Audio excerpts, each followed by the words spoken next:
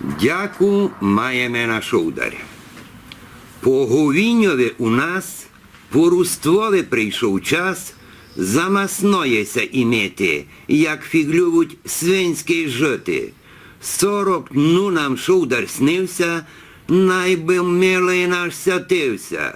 По синюшню і хвала Богу, їсти мож і свинську ногу, закурена і солена, руснакове поволена. Чам'яний дарабню в руку, файний із ушотких боку, смак божественний чуєш, цього їдня благуєш. Ліпшого смаку не знаву, коли шовдар промокаву. Ми се молимо на нього і на образи святого. Дорогий вон про руснаку, нараз маєш файну дяку.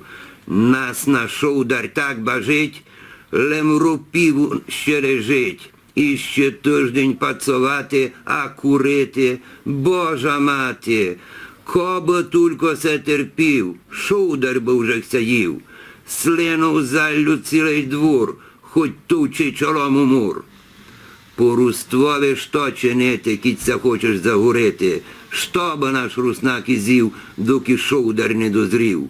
Путь єден, у шпайс пуйти, з бант гурку досягти, вать пекнички, хоть карічку, на сесе не треба свічку.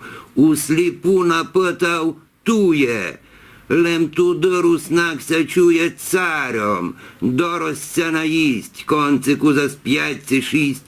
Як попражиться, запахне, руснак такуйся розчахне, у рот верже, вином зап'є, чукчу бізонь се заб'є.